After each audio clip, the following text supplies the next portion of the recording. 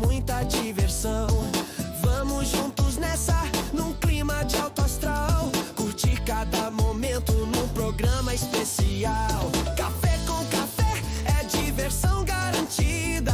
Momentos incríveis e risadas sem medida. Aqui temos música, convidados e muito mais. Café com café, o programa que te faz feliz demais. Boa noite, Estância Palavra da Vida! Bem-vindos a mais um Café com Café! É uma alegria estar aqui com vocês nessa noite, direto dos estúdios da Palavra da Vida em Atibaia. Uma salva de palmas para a Palavra da Vida!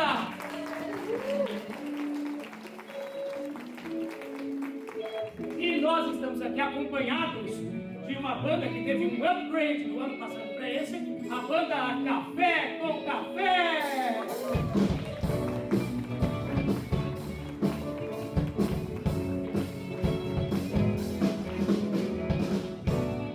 Nada vai me separar, mesmo se eu me abalar, meu amor não falha. Gente, pode cantar comigo, vamos lá. Difícil é o caminhar, nunca pensei que fosse alcançar, meu amor não falha.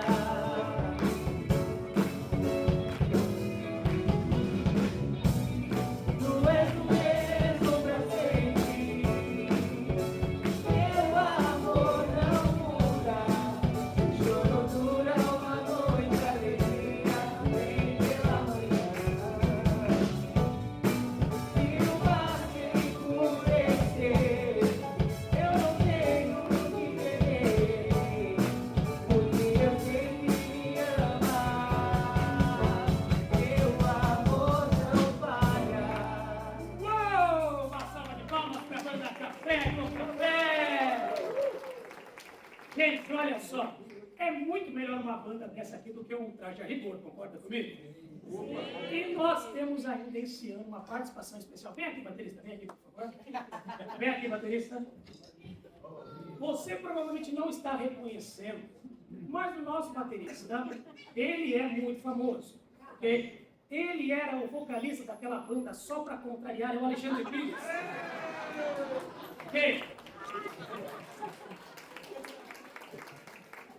E aí eu vou fazer o seguinte, eu vou cantar um grande hit do Alexandre Pires e você vai dar uma gingadinha, que nem um bom pagodeiro, tá bom? Vamos lá. Eu canto bem pra caramba, desculpa. Tá bom? Vamos lá. Deixa eu ficar aqui na pergunta. Vai lá. O que é que eu vou fazer com essa tal liberdade? Se estou na solidão pensando em você, eu nunca imaginei sentindo tão saudades. Meu coração não sabe como te esquecer. Eu andei errado, eu pisei na bola. Eu mais amava por uma ilusão, mas a gente aprende a viver nessa rola. Não é assim que acaba uma grande paixão. Vai! Quero te abraçar, quero te beijar. Uou! Te desejo noite e dia, quero me entender. Isso! Uma salva de palmas para Alexandre Pires! Olha, Pires! Muito bem. Já começamos a noite com grandes surpresas e mais surpresas estão por vir, porque Alexandre Pires não é o entrevistado da noite, ok? O entrevistado da noite é aquele que tem estado com vocês aqui todas as manhãs, trazendo a palavra de Deus, pregando de maneira clara, expositiva, precisa, e eu quero que vocês recebam com uma calorosa salva de palmas o pastor Alexandre Sacha Mendes!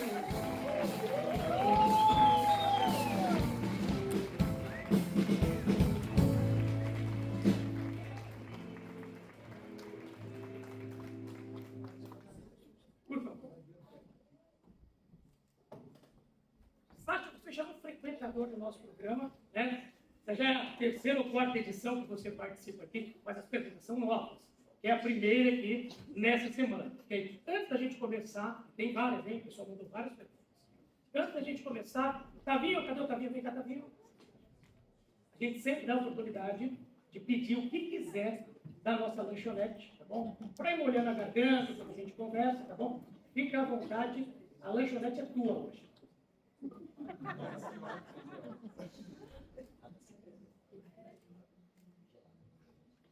Eu também quero água sem gás, mas eu não quero gelado. Quero temperatura ambiente, tá bom? Depois eu faço a prova, vou guardar para o final. A gente queima tudo no início, né? Complica a vida. Sasha, muito bem-vindo. Tem muitas perguntas aqui, muitas. Você já está acostumado com isso. Perguntando sobre de onde vem Sasha, é nome, é apelido e tal. Então, conta um pouquinho para a gente, que você já elimina metade das perguntas com isso. Fala um pouquinho.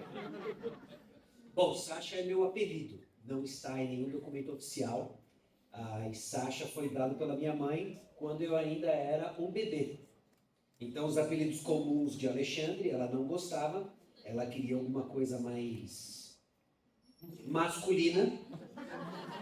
E ela colocou Sasha. Às vezes o pessoal fala, não é aberto, é Sasha. Entendeu? Sasha. Aquela vogal grave. Exato. Sasha. Fechado. Quase o Isso. Tem que imaginar assim, o russo falando, né? Exato. O russo vai falar Sasha. Isso. E aí, as perguntas derivadas disso, você tem algum parentesco com a Xuxa? Aqui, eu digo até o quarto da pessoa. Eu acho que quando a Sasha nasceu, eu devia ter uns 14, 15 anos. Era um momento crítico da vida. Então teve muita piadinha. Muita piadinha. Muita piadinha. Esses cristãos fazem muita piadinha. Eu não Demais. acredito nisso. Vou levar a vida mais a sério. Vai. Deixa-me ver aqui perguntas relacionadas a isso. Mas está aqui, ó, uma pergunta. Mas Sasha também é um nome. Tem gente que tem o nome de Sasha. Tem. Certo? E tua mãe, ela quis Sasha por qual motivo? Ela tirou de onde essa conexão? Tinha, se não me falha a memória, tinha um desenho animado. Que eu acho que era um passarinho e um gato, alguma coisa assim. E o gato era Júnior, meu irmão Júnior. Ok. E aí eu fiquei de passarinho. Ok, você vai piorando a história. Eu estou tentando te ajudar, mas não está dando certo. Não está dando certo aqui. Olha, chegou aí.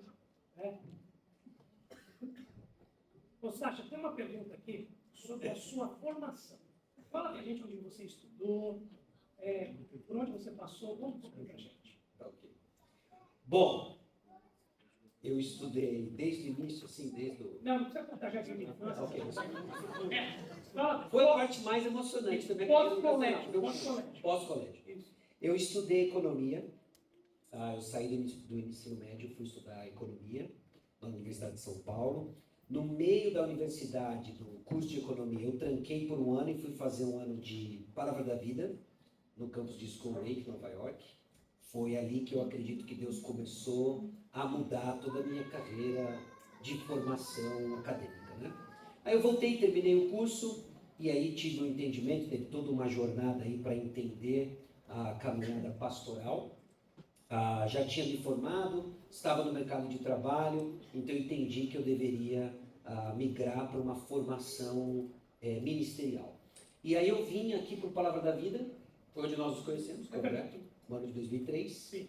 E comecei então um bacharel em teologia e em paralelo com ele eu fiz um mestrado em aconselhamento, porque eu já tinha um bacharel, era uma área de interesse, e eu fiz isso semipresencial, né? Eu tinha aulas no mês de julho, e aí eu fazia os trabalhos junto com o curso do bacharel do Palavra da Vida, né? E esse foi então os 3 anos seguintes, de 2003 a 2006. Depois disso, em 2007, eu fui para os Estados Unidos, aí casado. Nós casamos em junho de 2007, e aí em julho de 2007 nós fomos para os Estados Unidos por uma lua de mel de 3 anos, estudando. E foi um tempo muito bom. Foi um tempo não só de aprendizado acadêmico, mas mais importante que isso, um estágio prático na área de aconselhamento. Aí retornamos para o Brasil em 2010 e no ano de 2013 eu fiz a última jornada que foi um doutorado em Ministério e Pregação Expositiva no Southeastern Baptist Theological Seminary. Certo. Bem, tem uma pergunta aqui que veio direto dos Estados Unidos. Ok. Certo? Provavelmente alguma situação, algum episódio que você viveu lá. Da imigração. Não. Não é. Mas você pode contar essa daí pra gente. A pergunta é, vou falar em inglês, tá bom? Tá do jeito que tá aqui. What is an eraser? Traduzindo, o que é uma borracha. Mas não é exatamente isso que foi dito. Conta pra gente a história. Não, que história é essa, cara? Eu não sei se é a mesma história que eu estou pensando. Mas Com certeza. A pessoa me avisou que mandaria a pergunta. É mesmo? É. Quem foi a pessoa? Só para saber se eu vou contar a mesma história. A pessoa deixou anônimo, olha aqui. Não botou. Mas é aquela que envolve a mesa da secretária. Nossa, é essa daí. essa história é horrível, mas eu conto. Pode contar mesmo? Pode contar. Então tá bom. Tá filmando? Tá filmando. Pode editar. Pode editar. Não está ao vivo. Não está ao vivo. Então eu conto. Pode editar, mas nós não vamos editar. Não, a história foi o seguinte, eu era estagiário lá na igreja, lá nos Estados Unidos, e aí eu fui na mesa da secretária, e ela, a secretária do lado, todas as secretárias ali da igreja estavam tomando aqueles drinks do Starbucks, tamanho super, e eu falei, o que é isso aqui e tal? Ah, hoje é o dia da secretária, então a gente ganhou drink aqui de graça, né? Eu falei, poxa, eles podiam ter o dia do estagiário, né? Aí eu quis fazer umas piadinhas, né? E estagiário é fácil de agradar, você pode dar de graça qualquer coisa. Por exemplo, lápis. E aí eu vi uma borracha em cima da mesa. E eu falei, rubbers, free rubbers. E a mulher ficou olhando pra mim assim, branca, né? Chocada. Aí eu falei, a piadinha foi muito boa, eu choquei ela. Mas eu acho que eu choquei errado essa mulher. Eu não sei o que está acontecendo aqui. Saí da sala. No que eu saí da sala, eu encontrei um amigo. Aí eu falei, cara, não sei se eu falei alguma coisa, contei o que eu falei, ele ficou sem ar de rir. Aí eu falei, cara, não estou entendendo o que está acontecendo e tal. Só que antes de ele me explicar o que aconteceu, ele foi espalhar para os outros estagiários. Como bom irmão em Cristo. Como bom irmão em Cristo. E aí depois ele me contou, né, de que aqui a gente aprende, você vai no curso de inglês, os caras falam erasers, rubbers, e tudo funciona para borracha. Só que no contexto ali, eraser é borracha e rubber, na verdade, é um apelido para preservativo. Foi isso. E você sugeriu para a secretária que os estagiários deveriam ganhar preservativo. Por que isso? Eu entendo o choque da senhora. Viu? Isso se espalhou na equipe da igreja. Entendi. E aí eu usei muito crédito internacional ali. Mas interessante essa pergunta aí. Interessante. É alguém insider. E na verdade a pergunta veio duas vezes. Tem duas pessoas que Não, não é possível, isso continua se espalhando. Continua. Uma pergunta é quem Sasha, se você pudesse escolher qualquer pessoa da história, seja personagem bíblico ou não, para conversar por 1 hora, sem que a pessoa pudesse mentir, tá bom? Certo? Quem você escolheria? Se você for responder Jesus, amém. Mas você escolhe mais um também. Jesus. Ok. Tenho direito a mais um. Isso. Usa o crédito. Usa o crédito. Posso fazer também fora da Bíblia? Sim. Eu queria conversar com Edmundo e saber o que aconteceu em 1998 no final da Copa. Cara, é mais fácil você achar a área 51 dos Estados Unidos do que um mistério de 98. O que? Mas nós somos a geração que sofreu com Sofreu. É um enigma para nós. É verdade. Além do Edmundo, alguém mais que você gostaria de Não, aí personagens bíblicos tem um monte. Cita alguns assim pra gente. Alguns, eu gostaria muito de conversar com Noé, Abraão, né? São homens que esperaram por muito tempo promessas que foram dadas, e ouvir deles seria algo fascinante, né? Obviamente o apóstolo Paulo, toda aquela correria, aquele ministério muito intenso que ele fez, eu também fico muito curioso, né, para saber tudo disso, né? Ok. Tem gente sugestionando respostas para você, Lázaro. Que outro personagem eu gostaria? Ajuda a me conhecer. Qual foi a situação, Sasha, de maior vergonha, ou mais assim, engraçada, que você já passou em aula ou em pregação? Com você à frente. Em aula ou pregação? Eu já engoli uma mosca pregando. Podia ser pior. 2 vezes. Podia ser o Aedes aegypti, né? Podia ser pior. Eu não sei que tipo de mosca era, mas foi 2 vezes? 2 vezes. Isso aconteceu. sei, eu acho que isso daí é grave, né? Hoje- Não, teve, cara, eu não sei se eu posso contar. Nossa, pode. A Isso é gente, recente. a gente vai editar depois, fica tranquilo, pode contar. Cadê minha esposa? Se ela liberar, eu acho que são coisas, são funções orgânicas humanas, a gente não deveria ter vergonha de falar dessas coisas. Mas eu passei muito mal com um piriri num culto de ordenação de um amigo. Estava pegando? Tava. Uau. Eu quase parei e falei assim, vamos cantar mais uma música. Qualquer uma. Qualquer um, Tem que ser Cidade rápido. Santa, faz 8 minutos o medley. Mas eu consegui administrar a coisa, e ninguém percebeu, só minha esposa. Porque eu sentava e falava, ore. Ficava assim, né? Com a gravata aqui, né? E aí eu preguei, eu sambava, eu falei assim, eu vou tentar fazer o ritmo do meu piriri, a intensidade do sermão. A medida que ele ia percorrendo o intestino, Eu ia pregando com mais intensidade. entendi. Bonecão do poço. E aí, a hora que eu sentei, eu falei assim, já vem. E fui no banheiro. No que eu fui no banheiro, deu tempo de cantar uma música, saí, vamos chamar os pastores para imposição de mão. Já saí do banheiro assim. Com a mão limpa. Já com a mão limpa. Claro. Terminou. Agora ele vai ler um documento. Voltei pro banheiro. E saí para a oração final. A hora que terminou, todo mundo tirando fotos, cumprimentando. Eu falei assim, vamos embora. E aí nós fomos embora muito rápido. Foi o piriri mais bem coreografado da história, né? Foi indo e voltando certinho com a liturgia do culto. Não, e o que foi legal, você administra bem o piriri quando ninguém percebe. Essa eu acho que é uma regra universal. É verdade. E ninguém percebeu. É verdade. Só uma senhora da igreja fica assim. Mas para que você não passe vergonha sozinho nessa situação, eu vou contar Mas eu não fiquei com vergonha. É, não. Eu expliquei para os irmãos aqui que é uma situação normal. Faz parte. Tá bom, eu fiquei um pouco. Eu vou contar uma situação que aconteceu comigo semelhante. Eu não sou entrevistado aqui, eu sei que não é interessante, mas eu vou contar. É o seguinte, eu estava pregando numa igreja que você conhece, um amigo nosso lá em Macaé, certo? Ex-aluno, e era o retiro de carnaval, aquele calor de Macaé, e num salão que não tinha janelas, não corria o ar, né? Começou a dar uma virose em todo mundo, e deu em mim, bem no momento da pregação, certo? Estava lá pregando, e eu comecei a sentir aquele negócio vindo, descendo, subindo, né? Aquele dançar de lambada dentro de você. E aí eu percebi que viria o piriri por cima e por baixo ao mesmo tempo. Isso, né?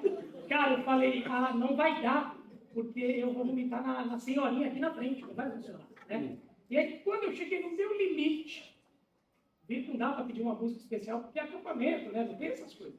Eu virei e falei assim, gente, eu preciso de um minutinho, tá? Já vem. O pessoal entendeu. Aí eu corri para o banheiro, só que eu tinha que ser muito rápido, por quê? Porque o pessoal da liderança da igreja já foi atrás de mim achando que eu estava morrendo, alguma coisa assim. E eu não podia deixar eles me vendo nessa situação. Né? Imagina, banheiro de acampamento nem porta tem. Aí eu saí correndo, cheguei no banheiro, no que eu cheguei com um movimento, eu já... Aí nisso eu virei e aí levantei, quando o pastor chegou, você tá bem? Tudo ótimo. Tá tudo ótimo. Né? Aí voltei para pregar. 2 presbíteros ficaram sentados atrás de mim, esperando que eu fosse desmaiar no meio da pregação. Né? E graças a Deus, ninguém presenciou nada. Souberam, mas não viram. A vergonha é menor. Já preguei nessa igreja mais umas 3 vezes e eu sou conhecido como pastor que interrompeu a pregação para ir no banheiro. Eu ganhei um apelido. Dividir 2 tempos, Faz deu parte, tendência. faz parte. Voltemos a você.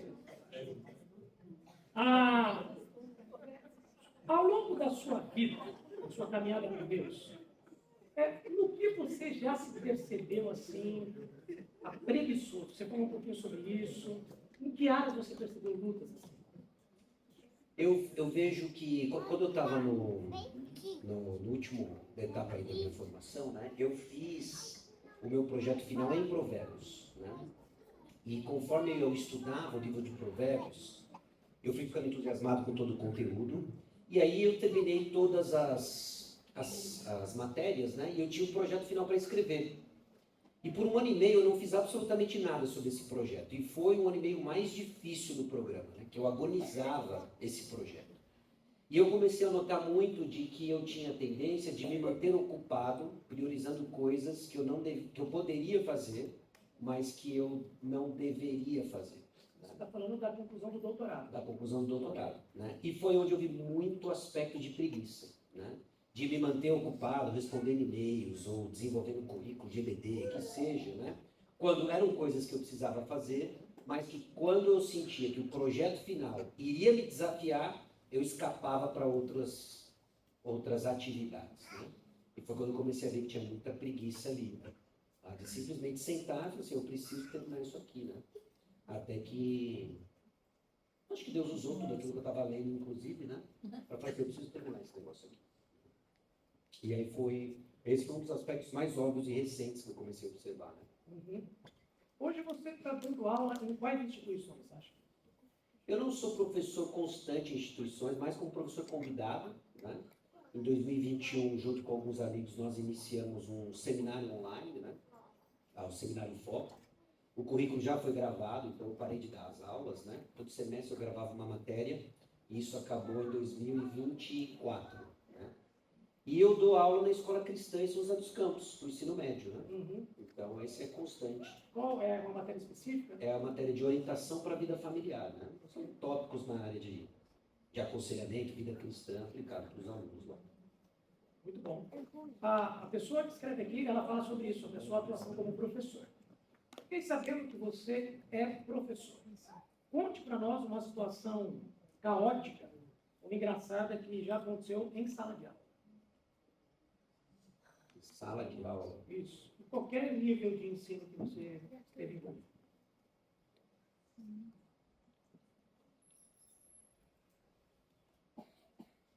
Bom, quando eu estava no seminário, eu dava aula para criança na igreja, né? Crianças de 8 anos.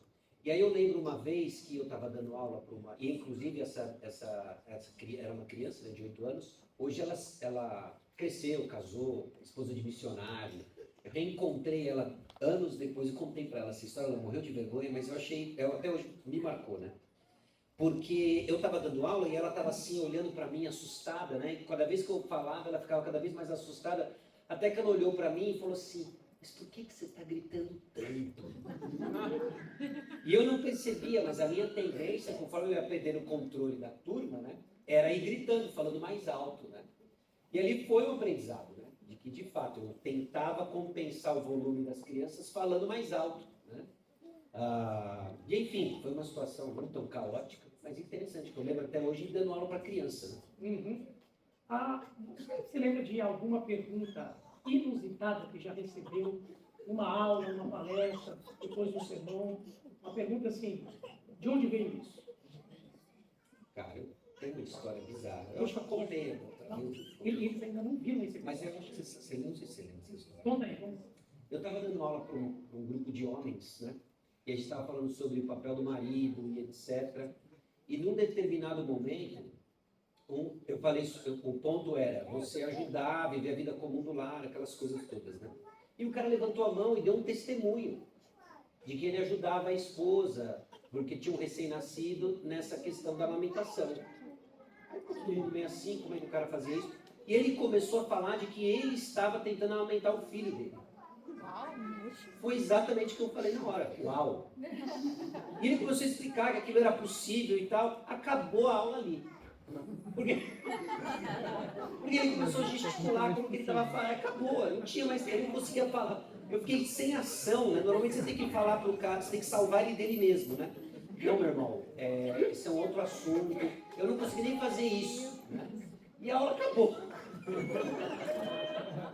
A aula acabou porque o cara estava dizendo que ele amamentava o filho. Sasha, como que é o processo da tua interação com Deus para preparar um sermão? Fala um pouquinho para a gente. Eu acho que foi um negócio que aconteceu na época do seminário, né? De que tem muita gente que eu vejo que fica muito ligada com o Senhor, né? No tempo do louvor da igreja.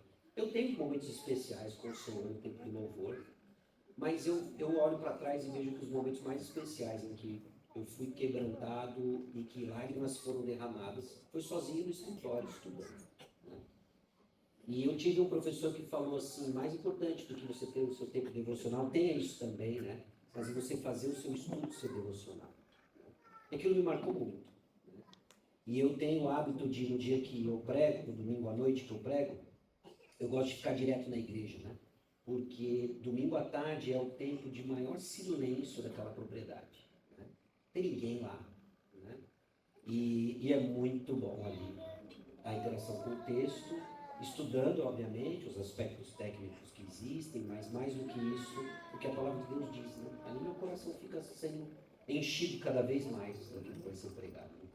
E as pessoas percebem quando o sermão que a gente prega, primeiro nós pregamos para nós mesmos. Sim. Né?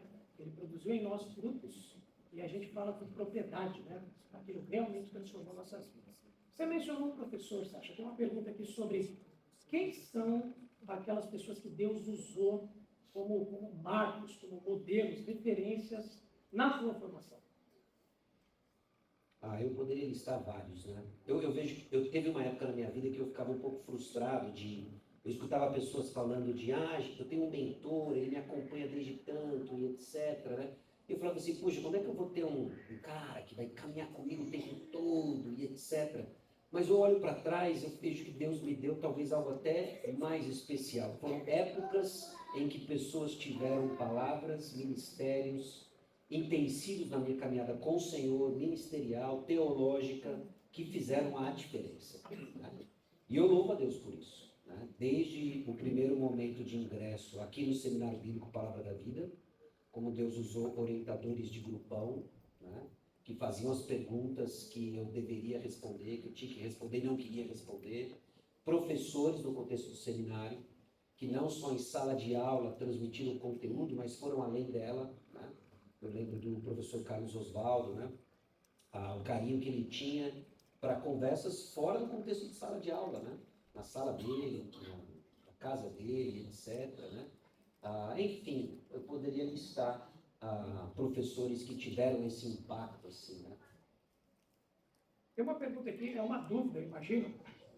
Se um casal casar no civil e só depois de um mês casar na igreja, eles podem usufruir dos benefícios do casamento antes do casamento na igreja? Pastoralmente, eu encorajaria muito a espera. Né? Por isso que o ideal até é que o civil e o religioso, a gente incentiva muito que aconteça junto, né?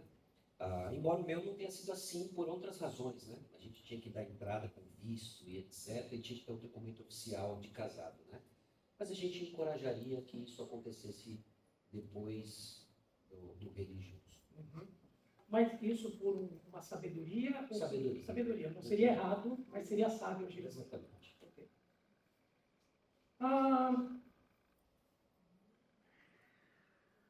Questões teológicas, pastor Sasha. Escatologia. Você se define um pré ou pós-tribulacionista? Pré. Pré-tribulacionista. Garoto! Outra pergunta teológica. Quem são os filhos de Deus e as filhas dos homens de Gênesis 6, 2? Filhos sabatinas. Essa é uma pergunta, ela é uma pergunta interessante. Quando eu passei por esse texto em Gênesis 6, né, na série de mensagens que a gente fez na igreja, eu fui e voltei acho que umas 2, 3 vezes. O seu? Não. Também não é o meu. Okay. Prossigamos. Okay. Eu fui e voltei umas 2 ou 3 vezes na posição sobre quem eram os filhos dos homens. E a minha conclusão, assim, eu descartei algumas coisas, né? Não acredito que sejam anjos caídos ali, embora eu veja alguns homens aos quais eu respeito, que entendem assim.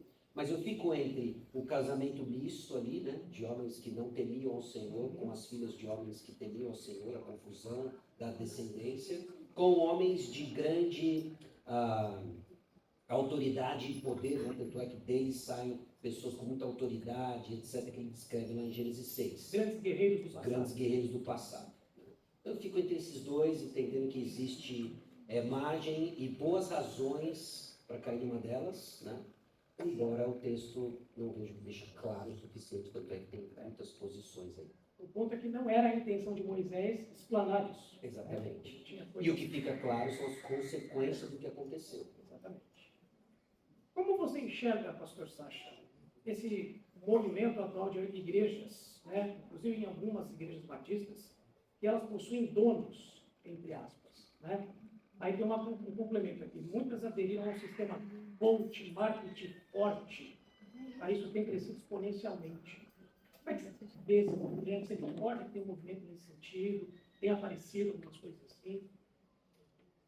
Tem tido muitas distorções, né? Eu vejo que isso não é de hoje, né? São embrulhos diferentes, com a roupagem do nosso século, mas cuja essência é a mesma, né? Das pessoas desviando uma compreensão do que é o corpo de Cristo, do que é a igreja, né? E é um lugar perigoso para estar. É um lugar muito perigoso para estar, né?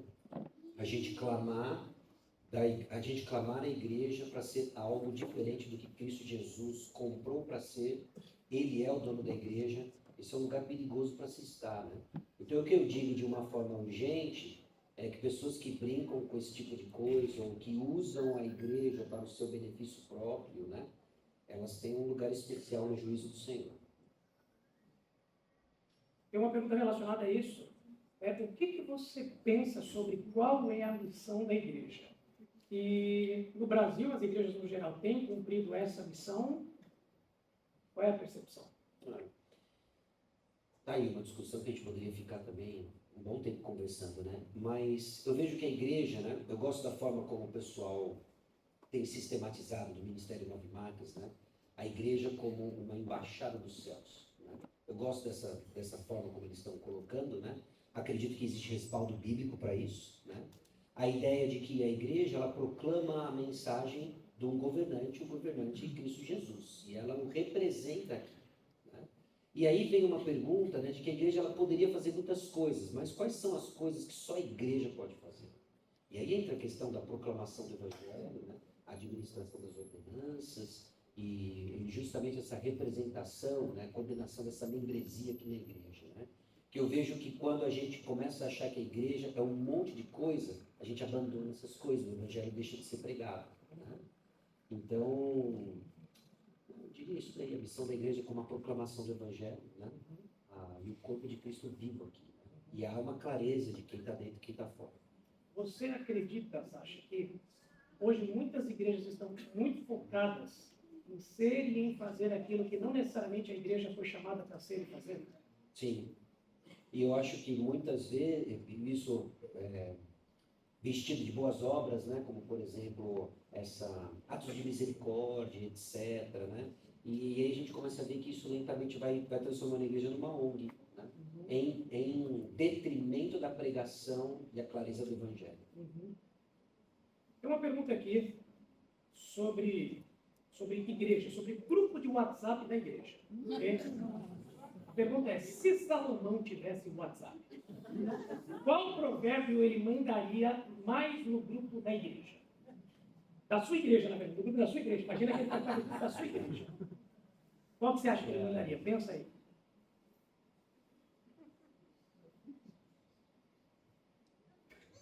Provérbios 18:13. Recite. Responder antes de ouvir a estultícia. Aí o grupo fica silenciado o dia inteiro, né? Muito bom, é um bom problema. Uma pergunta aqui, você prefere qual John? John Piper ou John Wesley? É mesmo?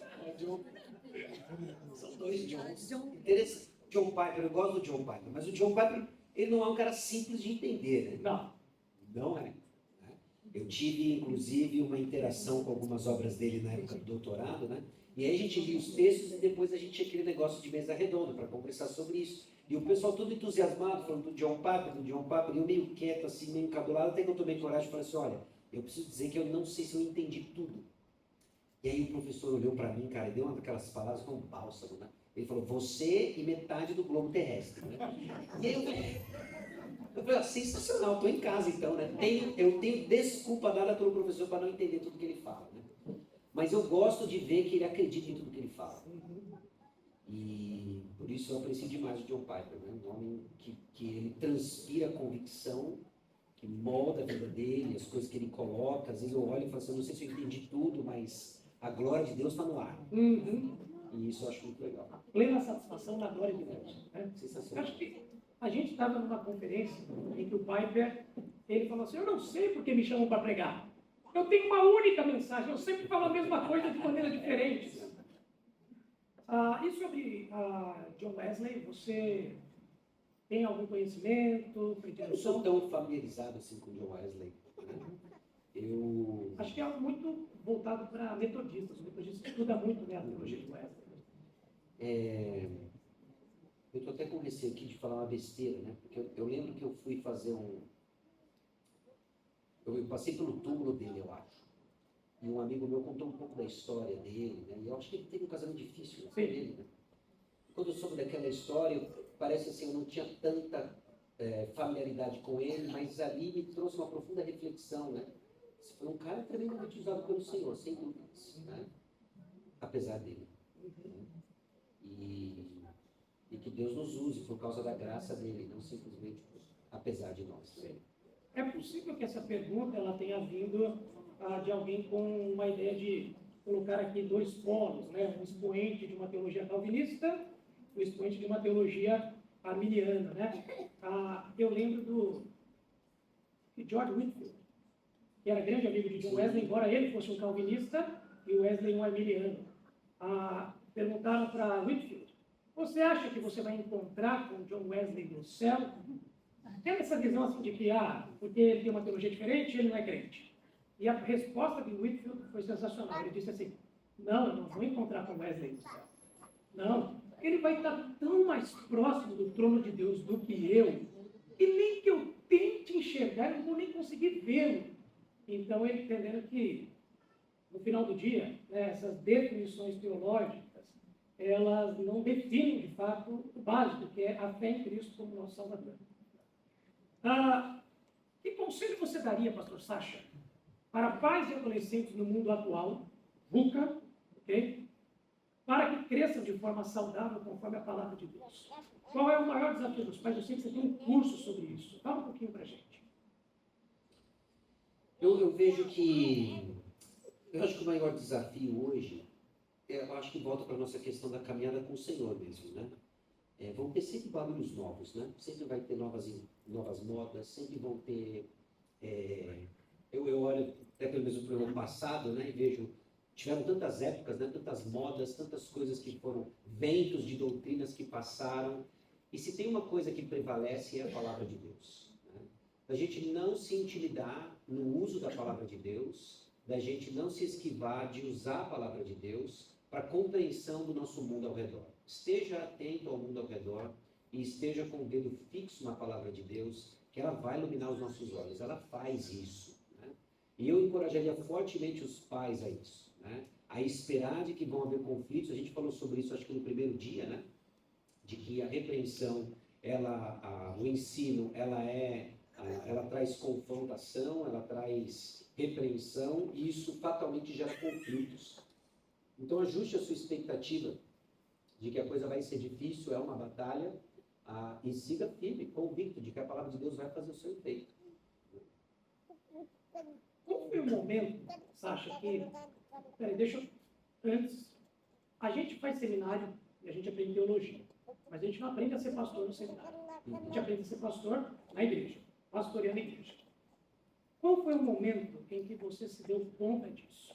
Que você falou, isso aqui o seminário não ensinou.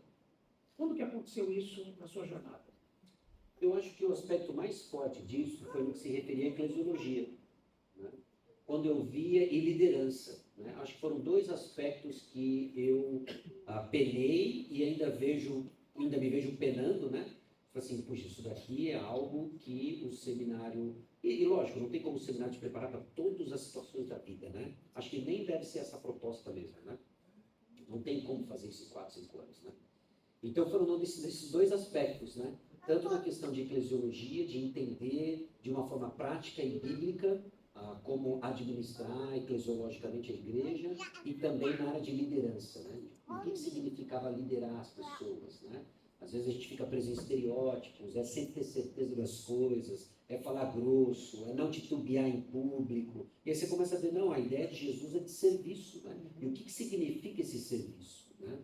no dia a dia dentro da igreja, né? Então, esses foram dois aspectos que eu vi e falei assim, isso aqui é uma autoescola, e é uma escola do Senhor. Uhum. Perguntas rápidas. Sasha, é chá ou café? Café. Café? Obrigado. É praia ou montanha? Depende das circunstâncias. Eu sempre tenho que escolher uma, mas praia. Praia. Biscoito ou bolacha? Não há dúvidas. Bolacha. Bolacha? Bolacha. Ok. Tenho aqui um desafio para você. Fazendo um trava-línguas aqui na frente de todo mundo. O trava-línguas é: a filha da Xuxa se chama Sasha. Tem que fazer isso 3 vezes rápido.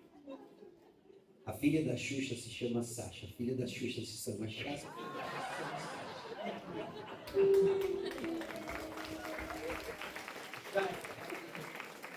Cara, tem aqui o nome e o quarto da pessoa que mandou. Depois você quiser eu mostro, tá? Qual que é a sua história da Bíblia favorita, Sasha? Podem ser várias. Pode ser vários? Sim. Então, show. A gente falou aqui, né? Eu gosto muito de Abraão, aí Jacó e José, né? Isaac a gente tem pouca informação, né?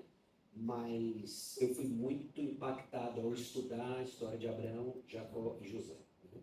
Da história de Abraão, por causa de uma fé sendo forjada com as informações que eram dadas, um homem que esperou com pouquíssimas informações, mas ele aguardou o filho da promessa. Até nos seus tropeços a gente vê como tiveram lições ali, né? Jacó, uma jornada da graça de Deus, um homem que teve que aprender a não manipular, ele não conquistava, não ganharia as coisas por manipulação, mas pela graça do Senhor. Então, uma história que eu gosto bastante também. E a história de José, né? Agora ainda mais, né? Belíssimamente ilustrada ontem. Mas eu gosto muito da história de José também, né? Da providência de Deus e também uma fé ali genuína, né? Ele depois, com os irmãos, quando ele se revela para os irmãos, né, o entendimento que ele tinha da sua própria história é fascinante. Né? E toda a implicação teológica que sai daí, né? Não sei se você vai entrar nisso nas suas pregações, mas Provérbios 31, certo? Você interpreta que a mulher de Provérbios 31 é uma mulher, de fato, é uma esposa sendo descrita ali, ou é uma analogia sobre a sabedoria, uma alegoria, melhor dizendo? Eu vejo que ali, quando a gente olha para lá, eu não sei se é exatamente essa preocupação de Salomão, né? Mas eu colocaria os dois, né? Em que sentido, né? É óbvio que uma mulher em que ela cresce no temor do Senhor e cresce em sabedoria, ela vai ser marcada por aquelas virtudes. Não deixa de ser algo que é possível ser ensinado. Mas eu acredito que não se limita às mulheres. Ali você tem a sabedoria personificada ao longo de todo o livro de Provérbios, né? Em que homens podem olhar ali para Provérbios 31 e tirar muitas coisas sobre o que significa uma vida virtuosa. Uma pergunta aqui, tanto interesseira. Pastor, você pode disponibilizar os slides das pregações? Alguém tinha me abordado já hoje durante o dia e eu falei que eu vou passar para vocês e jogar no grupo. Tá bom, vou vender. Sobre Salomão, você entende que Salomão ele se arrepende no final da vida? Eu acho que Eclesiastes é um livro de arrependimento de Salomão, né? Em que ele olha para tudo aquilo que ele experimentou, né? Inclusive, você lê os 11 primeiros capítulos ali, é depressivo, né? É depressivo. Se a gente não lê a luz do 12, você não aguenta chegar até lá, né? E eu acredito que ali ele faz, sim, uma declaração de arrependimento e de retorno, né? Interessante que alguns da nossa equipe que tem assistido, né, as pregações, a gente estava conversando sobre isso, né? Salomão se arrependeu, não se arrependeu, e a gente falou de Eclesiastes. E assim, se você não entende a maneira de ler Eclesiastes, você fica para baixo, cara. Fica down. Se você não entende aquele movimento de acima do sol, abaixo do sol, né? E não entende a conclusão que Salomão chega ao final. A mesma pessoa que fez essa pergunta perguntou se Eclesiastes seria uma declaração de arrependimento de Salomão, mas você já respondeu isso para nós. Você poderia falar um pouquinho sobre o sacerdócio do homem na casa? Explica um pouquinho aqui, que é uma pergunta de alguém interessado em entender melhor. A gente olha, existe A gente vê isso estabelecido na unidade doméstica lá no Antigo Testamento, e eu acredito que isso se perpetua para dentro do Novo Testamento também, né? Por causa de Efésios capítulo 5. Mas do homem ter o seu papel de liderança espiritual no que se refere à responsabilidade de que o lar seja regido pela palavra de Deus. Ele não é o único que vai estar atuando nisso, mas ele é o responsável último para que isso aconteça, né? Então, o exercício desse sacerdócio deve ser esse representante em que a palavra de Deus é ministrada no contexto do lar. Ok? Como você se vê, Sasha, daqui a 10 anos no ministério? Quais os planos de vida, o que você gostaria de fazer, que você ainda não fez? Eu gostaria de, nos próximos 10 até 20 anos, né, ver que vão surgir muitos jovens pastores comprometidos em meu redor. Eu gostaria de ver isso. Se eu pudesse escolher algo, não só, obviamente, né, a perseverança, a fidelidade, chegar, completar a carreira, mas de daqui 10 anos, daqui 20 anos, ter bons nomes de jovens pastores trabalhando junto comigo, aos quais a gente vai poder entregar o bastão, né, e a igreja seguir pregando o evangelho. E é o erro de muitos pastores, né, muitos líderes. Eles constroem um ministério ao redor de si, eles não transbordam, eles não formam uma nova geração. E a gente vê muitas vezes pastores que eles não conseguem interromper o seu ministério ou ter uma transição para algum outro ministério, porque não há sucessores. Isso não foi construído na história. Tem uma pergunta aqui que eu não sei se é verdade, Sasha. Fiquei sabendo que você aprendeu piano. Você poderia dar uma palhinha pra gente? Ou você está com preguiça? É verdade, você aprendeu piano? Eu aprendi piano. Não é possível. Por favor, dê espaço para o Sasha. Vamos ver ali. Talvez a pergunta esteja errada. É. Eu tive aulas de piano. Ok. Ok? Isso é importante eu Sim. colocar. Que situação, hein?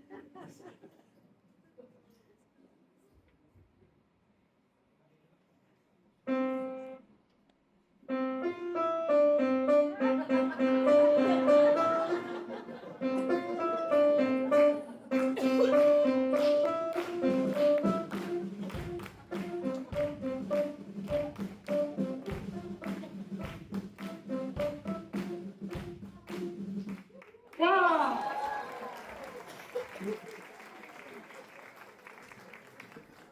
Você está muito novo, né? Você desenvolveu no último ano, é isso? Foi. Eu compus essa música muito tempo atrás. Rapaz! E deu um déjà Ela vu. popularizou, É, eu não patenteei. E aí ficou. eu imaginei já ter ouvido na galinha pintadinha. Uma coisa assim. Pastor Sasha, tem dias que a fé está firme, mas a energia social acabou. E aí, como é que a gente faz? Aí é pela fé, né? Aí é pela fé. Eu noto sim uma transição nesses últimos, talvez, 10 anos, né, em que a gente, eu não sei se a gente vai amadurecendo, ou se a gente vai ficando ranzinza, ou se é uma mistura dessas coisas todas, né? Mas eu noto sim uma mudança de personalidade ao longo dos últimos 10, 20 anos, né? Algumas coisas ainda se mantêm, mas outras coisas nem tanto, né? E eu acho que isso é em função de coisas que a gente vai atrofiando, talvez por não processar bem, sei lá, dores do mistério, dores da vida como um todo, né, e etc. Mas ao mesmo tempo eu vejo um aspecto muito positivo disso. Porque os relacionamentos, eles não são mais fundamentados em traços de personalidade ou sentimentos superficiais, mas eles são produtos de ações obedientes pela fé. Então, quando a energia social se vai, é quando entra o exercício pela fé. Sou sempre bem sucedido? Definitivamente não. A minha esposa tem um papel importante nessas cobranças, né? De olhar, de dar um toque, né? E etc. Mas de entender que não, a gente também constrói relacionamentos pela fé, né? Porque isso é agradável ao Senhor, né? Tem uma pergunta aqui falando sobre relacionamentos, sobre os temperamentos. Durante a pregação de quinta-feira foi falado sobre pessoas que são ligadas a classificações de temperamento, sanguíneo, colérico, melancólico, fleumático. Até mesmo irmãos na fé classificando um ao outro. Entendi que, na sua opinião, isso estaria ligado a um tipo de idolatria. Poderia explicar melhor por que essas classificações não são boas? Ou está mais ligado a como nós lidamos com elas? Essas classificações, eu vejo que elas fazem sucesso porque elas dão explicações que fazem sentido para as pessoas. Elas são baseadas em observações. Todo mundo consegue observar que existem pessoas que têm frequentemente traços daquilo que chamariam de colérico, ou de fleumático, ou de sanguíneo, e assim por diante. Né? Só que essas coisas, elas são categorias criadas que limitam demais a percepção da complexidade da experiência humana. Né? Quando a gente vê, inclusive, nos personagens bíblicos, a gente enxerga um Pedro no início do ministério de Jesus, a gente enxerga um Pedro no livro de Atos, a gente enxerga um Pedro no final da sua vida, a gente vê que ele foi respondendo diferente às circunstâncias e às coisas às quais ele foi submetido. Então essas coisas elas são mutáveis. E eu sempre fico receoso quando a gente coloca um rótulo, não, eu sou sanguíneo. E aí você deixa de estar aberto a mudanças. Né? Quando a palavra de Deus fala que a gente vai crescer em caráter diferente, é uma maneira diferente de enxergar as coisas. Né?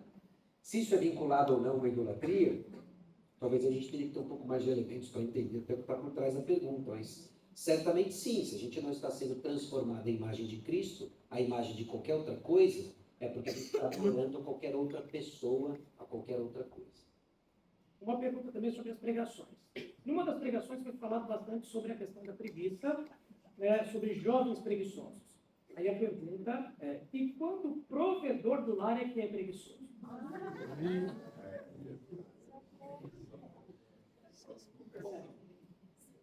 Uma pergunta se aplica, né, tudo que a gente está vendo em Provérbios, né, embora eu tenha feito um ponto, né, da juventude no estilo de vida preguiçoso, aquilo não é exclusivo aos jovens. Né? A preguiça, ela toca toda em qualquer faixa etária, né, em momentos de vida diferentes, etc. Mas isso é também tratado tanto em 1 Tessalonicenses quanto em 2 Tessalonicenses. Né? E o apóstolo Paulo, com bastante severidade, lida com isso, né, dizendo, olha, quem não quer trabalhar, que não coma. Né? E não se relacione com ele, né, para que ele fique tomado de vergonha e seja ganho de volta ao arrependimento. Então a coisa é séria. Né? A coisa é muito séria. Né? Mas trata-se de algo que tornou-se socialmente aceitável no nosso meio e a gente deveria encarar como a Bíblia encara. Né? Se alguém não está trabalhando, se alguém não está provendo, não estou falando de circunstâncias diferentes, de circunstâncias fora do nosso controle, mas de uma ética de trabalho ajustada. Está pensando também aquele modelo de a mulher, ela trabalha, ela é a provedora e o cara, ele é tipo, é o Rodrigo Hilbert, né? Ele fica lá cuidando das coisas da casa e tal. Como você vê esse modelo, essa inversão de papéis? Eu acho que é o que você falou, é uma inversão de papéis, né? Eu fico com receio da gente também colocar em rótulos ainda muito fechados, né? Mas há algo sobre a liderança do homem, há algo sobre a proteção do homem no lar, que deve ser visto, inclusive, nessas ocupações profissionais e que é trazido para casa, né? Eu vejo como uma inversão de papel perigosa. Você acredita que as diversas opções de entretenimento que a nossa geração tem, isso potencializa a preguiça?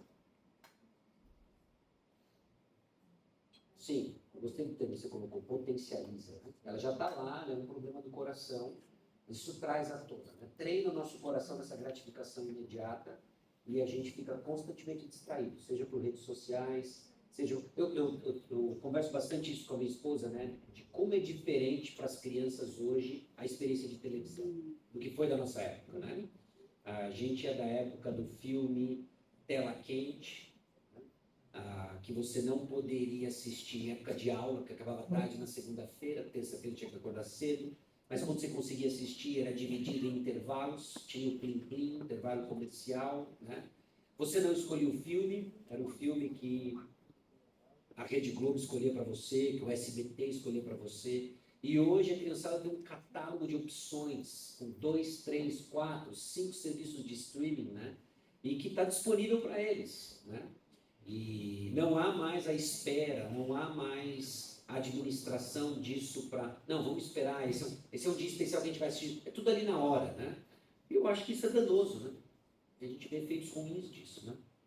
Então, inclusive para a preguiça, né? Porque a gente fica treinado à gratificação imediata e não aprende a planejamento de médio e longo prazo, assim por diante. Pastor Sacha, você tem, assim, o dia da preguiça também, acontece? Dia da preguiça? É, a pessoa pergunta assim, como é o dia da preguiça do pastor Sacha? Eu acho que a gente também usa o termo preguiça de uma forma muito ampla, né? Eu acho que ele deve estar falando do dia do descanso. Bem, tem que ter. Eu vejo que, para mim, acaba sendo mais difícil descansar do que trabalhar, né? E eu não acho isso que é uma virtude, não. É um problema, né? Eu vejo que a falta de descanso é um aspecto de falta de fé, de que o Senhor vai prover, de que o Senhor é quem cuida da igreja quando eu vou descansar, né? E que eu deveria me disciplinar para entender, não, o Senhor continua cuidando, graças a Deus. E como sempre foi, às vezes ele usa, às vezes ele usa outra pessoa. Tem uma pergunta que, na verdade, é um pedido. Para ilustrar a mensagem de hoje, o pastor Sacha poderia cantar a música do Bruno Mars que falava sobre preguiça. Eu não sei a letra, cara. A gente consegue aqui agora para você. Não é o meu tom, não é o tom. Mas é muito trabalho. Você já ouviu a teoria de que o Bruno Mars é filho de Michael Jackson? É mesmo? Mas faz sentido. Por quê? Canta parecido, tem traços parecidos, dança parecido. É mesmo? Imagina se tivesse o sucessor dele. Não tem nada a ver com a entrevista, vamos continuar. Certo? Dos clubes brasileiros de futebol, certo? Qual tem mais mundiais e quantos? Sim. Essa é uma pergunta que eu fico extasiado de ver pessoas com dúvidas. Não tem dúvida. Não há dúvidas. 3 mundiais. O único, O único, o soberano, Maior. o maior, maior, o mais vitorioso, isso. O mais conhecido o mais internacionalmente conhecido internacionalmente. do goleiro mito. Do goleiro mito. O primeiro mito. O primeiro mito, tem outros, né? Tem outros, mas aquele foi que inaugurou a dinastia mito. Goleiro São artilheiro. Paulo, futebol. Por isso que está eternamente convidado para esse caminho. Vixe, vitalício. Agora uma pergunta relacionada a isso que não está aqui, mas eu não posso perder a oportunidade. Vou usar o mesmo enunciado. Dos clubes brasileiros de futebol, qual acha que tem mundial, mas não tem? São vários. Eu consigo pensar em 2. Diga. Palmeiras. E o Corinthians que tem 1 mundial e insiste que tem 2, né? Mundial. Mas tem É, 1. o mundial da Shopee.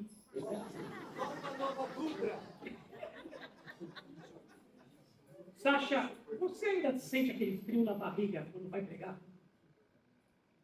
Bom, eu senti uns arranjos na barriga naquele episódio. Mas é outro tipo. Mas há sempre uma tensãozinha, né? Há sempre uma tensãozinha. E eu acho que ela é boa. Ela é boa. Mantém a gente alerta para reconhecer mais uma vez de quem nós dependemos na pregação da palavra. Você fica nervoso? Isso foi uma outra pergunta que a equipe fez para mim 2 dias atrás. Eu disse para eles o seguinte, eu dou aula de homilética aqui, eu falo um pouco sobre isso com os alunos. O dia que você não sentir mais nada, é bom você avaliar o teu coração. Né? Porque você talvez esteja assim, cheio de si e pregando a si mesmo. Existe um temor que é muito positivo, que é o temor pela grandeza da tarefa de falar de Deus, da parte de Deus, em nome de Deus, certo? E isso é algo que nós nunca devemos perder. Então tem um temor, um certo tremor envolvido pela grandeza, pelo privilégio que é ser um pregador do Evangelho. Mas existe um outro tremor, né, um outro frio de barriga, que ele é de temor a homens. O que vão pensar, como é que vão apreciar, vão gostar, vão fazer elogios ou não. E que, pela graça de Deus, nós devemos ver esse temor diminuindo com o tempo. Né? A gente deve confiar em Deus e no processo de Deus em nós para preparar a pregação, fazê-la com fidelidade, ter um frio na barriga, por temor a Ele, mas não pela aprovação ou aplausos que as pessoas vão trazer. Então, assim, eu sempre que subo para fazer uma pregação, eu faço a mesma oração que fazia antes. Deus, me use apesar de mim, fale os corações, transforma pessoas, continua me transformando, tal, me colocando em independência. Então, tem um friozinho ainda. Mas não é aquele mesmo do início, que dependia muito do que os outros iam pensar. O programa agora virou... café com Sacha. Me diz, onde veio o café? Sabe que muita gente acha que é meu nome? Inclusive já aconteceu de eu ir pregar em alguns lugares e as pessoas compraram a passagem aérea do Felipe Café. E no café não é meu nome, nem meu E aí, sobrenome. deu ruim demais ou não? Cara, tiveram que cancelar a passagem e não tinha reembolso, porque era passagem promocional, né? E compraram uma nova. Café vem porque o meu nome é Carlos Felipe. Olha que nome bonito de novela mexicana. Né? Minha mãe tinha assistido Maria do Bairro. E aí ficou café por causa disso. Entendeu? Inclusive, nós dois temos nomes artísticos, olha que coisa boa. Né? Sasha, na primeira palestra você falou muito sobre o você. Era o você da primeira palestra. Que conselho você daria... Você como se... Qual conselho você daria para o você da sua primeira palestra? Eu acho que era um dos personagens que você estava descrevendo ali. A primeira, ou a pessoa assistiu outra palestra, achou que era sua. Tinha, sei lá, tomou o remédio errado. Fala aí, faz a pergunta de novo. Vamos tentar aqui. Vou fazer mais devagar. Qual conselho você daria para o você da primeira palestra?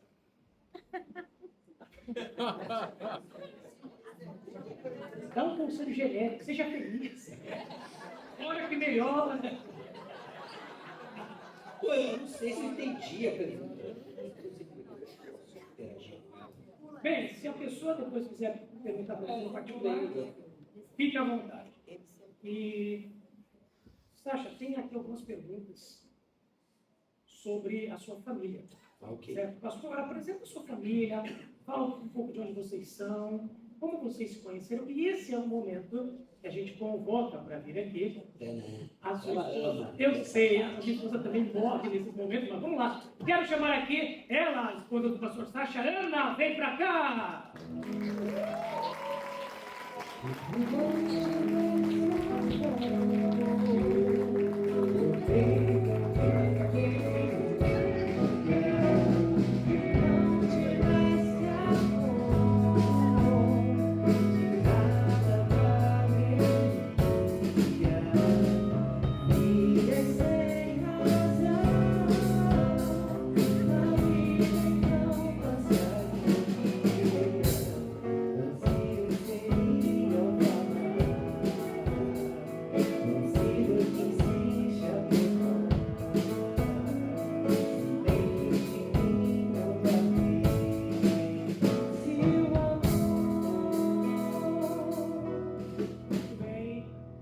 E aí, conta um pouquinho de onde vocês são, cidade, igreja, família, filhos. Tem uma pergunta aqui, geralmente essa tem que ser a primeira pergunta, eu esqueci de fazer esse ano.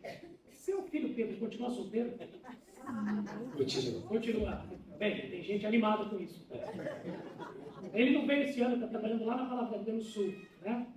Mas fala um pouquinho sobre a história de vocês, aí eu vou entrar em outras perguntas. Ok. Ana, minha esposa, nós temos 3 filhos. Pedro, de 16 anos, o Tito, de 12, e a Marília Helena, de 10. Estamos casados há 17 anos, vamos fazer 18 anos esse ano. Que dia? 19, desculpa. 19 anos esse ano. Que dia? No dia 16 de junho. Vamos fazer 19 anos de casado. Nós nos conhecemos aqui no Seminário Bíblico Palavra da Vida. Eu estava no 4º ano e a Ana veio para fazer um projeto Marcos, hoje CLB. Ela chegou aqui, eu no começo do ano estava distraído com umas coisas aí, se resolveram ao longo do primeiro semestre. E ela estava estudando aqui. E a gente começou a ficar amigo. Não é? A gente ficou amigo, conversou uma vez aqui no refeitório. Aí teve um dia que ela estava vendendo trufa, no início, no núcleo, né? Ah, você está vendendo trufa? Estou vendendo trufa para ajudar um amigo aqui a pagar a mensalidade. Eu falei assim, poxa, que virtuoso isso, né? Aí eu posso pegar uma trufa? Ela falou, pode. Eu falei assim, eu pago depois. Mas eu tinha o dinheiro. Mas eu provoquei um reencontro. Foi isso que eu fiz. Fiado estratégico. Mas eu pago depois. E aí, peguei a trufa e tal, menina da trufa, e a gente conversando, e a conversa foi desenvolvendo, e etc. E Muitas tal. trufas, muitas trufas. Muitas trufas, então trufas aqui, trufas dali. Foi assim que você virou diabético? Era com licor, um dia eu dei um bloco de trufas. E a gente foi conversando, foi ficando amigo, né? Até um dia que eu, nessa época, eu estava fazendo aqueles 2 cursos ao mesmo tempo, né?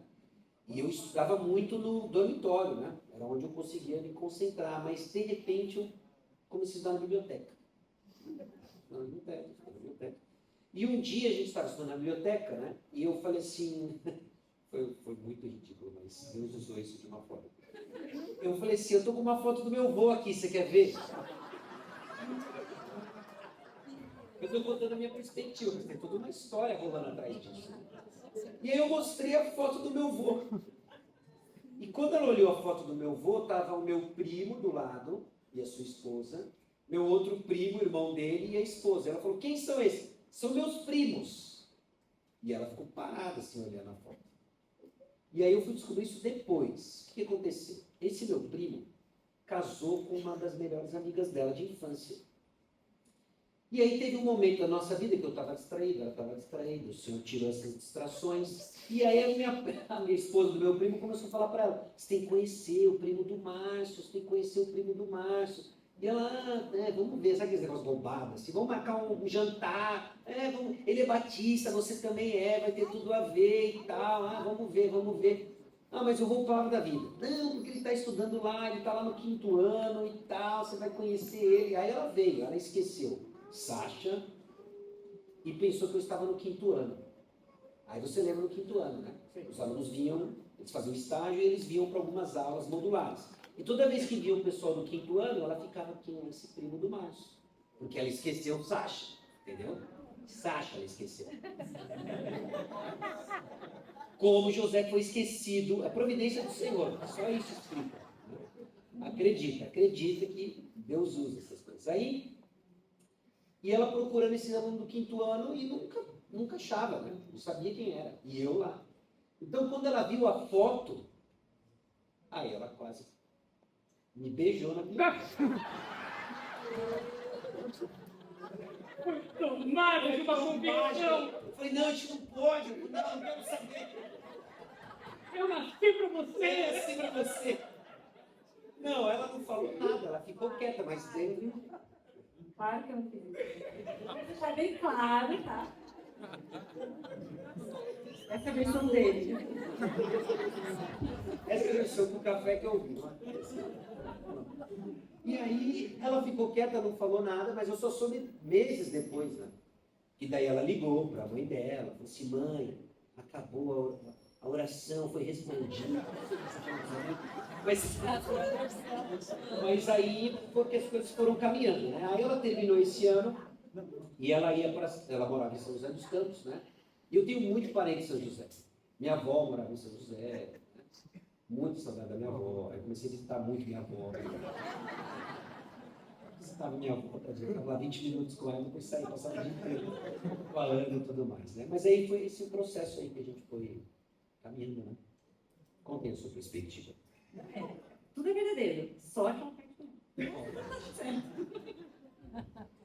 Vocês estão casados há quase 19 anos. Somando com o tempo de noivado e namoro, vocês se conhecem há quanto tempo? A gente se conheceu no ano de 2005. Hoje estou falando de... vai fazer 21 anos. Isso. Certo? Nesse tempo, Ana, o que você conheceu e você mais admira no seu marido? Eu acho que é a fidelidade dele com Deus, assim. Acho que é isso. Mesma pergunta para você, Sasha. O que você mais admira na Ana? A Ana é uma mulher de oração. Eu admiro muito isso, né? Muito bem. Se você fosse hoje fazer uma cantada para Ana, sua esposa já, você não ia usar a foto do seu avô. Aprendida, lição aprendida. O que você falaria que você acha que assim ecoaria no coração dela?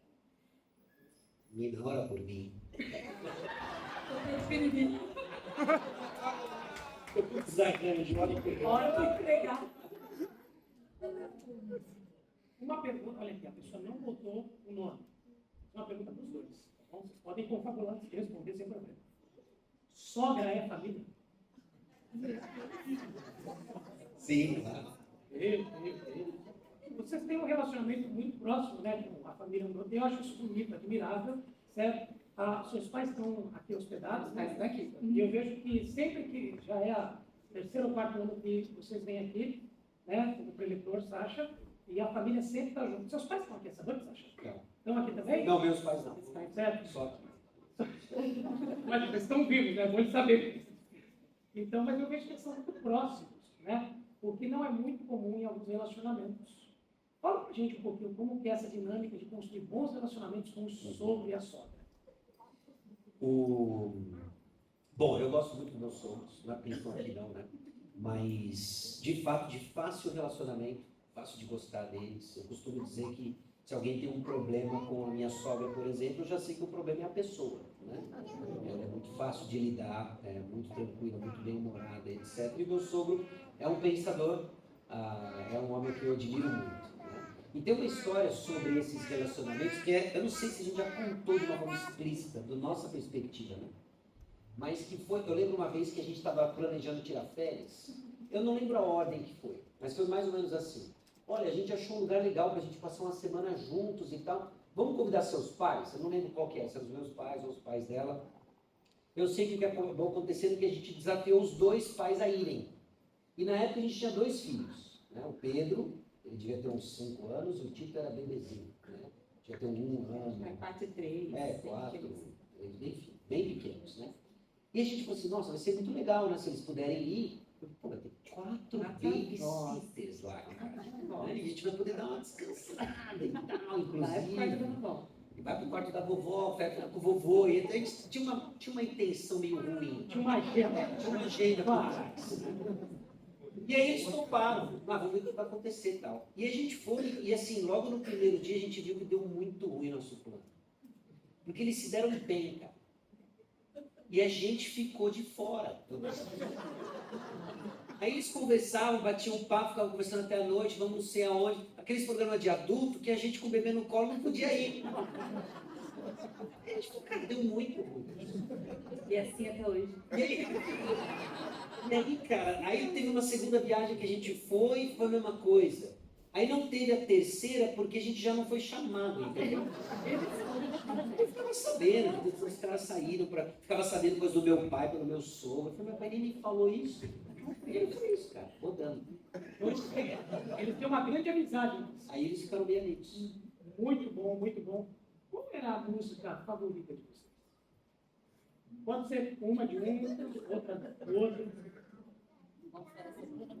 Não sei. Não, tem uma que eu falei, né? Que a gente, Não, aquela. no Controle Tu Estás, né? Que foi tocou no nosso casamento. Até hoje a Ana acho que foi ela que pediu, mas fui eu. Acho que foi eu. Então essa é uma música que marca muito pra gente, né? É. Vamos lá?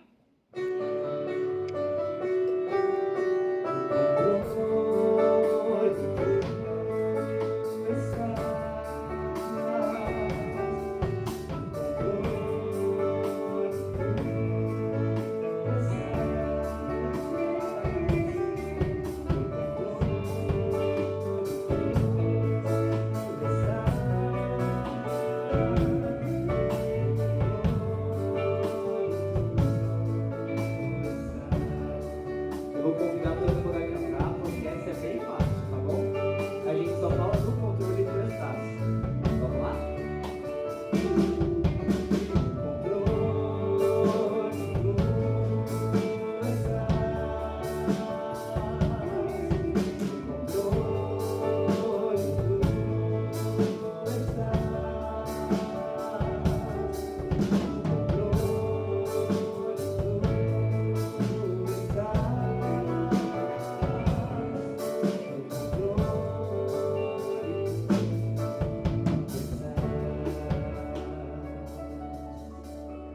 Eu tenho a impressão que eles esqueceram o resto da música. É porque é difícil o café. Tá tranquilo, tá tranquilo. Bom, imagine que você tem 3 opções para ser um jogador profissional. Um jogador de basquete, de vôlei ou de futebol. Qual dos 3 você escolheria ser? Mas é essa pergunta assim direta, tem uma sequência. Não, essa é a pergunta. Não, basquete. Basquete? Então, por favor, ô Tim Maia, pega lá pra gente a bola de basquete. Nós vamos fazer aqui o nosso show de talento, ok? O show de talento. Mas como é que eu queria ser, não que eu sou. Não, mas então, você vai projetar seu futuro. Ah, ok. Entendeu? Quando você se aposentar, você vai se aposentar. Vamos fazer o seguinte. Você, tá bom? Vai ser a sexta. É? Sasha, só que é um show de talento no sentido assim. É talento. Tá? Então você vai ter que fazer uma grande jogada vindo de lá, só que na velocidade mais lenta possível. Se for rápido, não vai. Tá bom? Certo? Então, pode ficar de baixo, isso. Filma aí, por favor. Vai.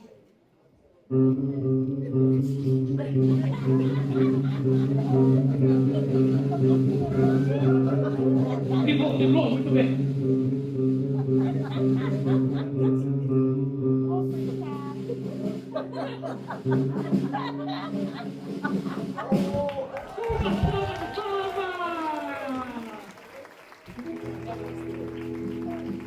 Muito bem. Muito bem. Essa, na verdade, foi a última pergunta da noite, Sasha. Olha só. Acabou. Na verdade, tem mais uma que eu esqueci. Pergunta teológica. Na sua opinião, Adão tinha ou não umbigo? Cara, eu acho que tinha. E eu tenho uma justificativa para isso. Deus criou Adão do barro, certo? Uhum. Ainda estava fresquinho, aí ele falou, agora vai. E aí, como aqui. Muito bem, gente. Uma salva de palmas para Sasha Mendes e Ana Mendes.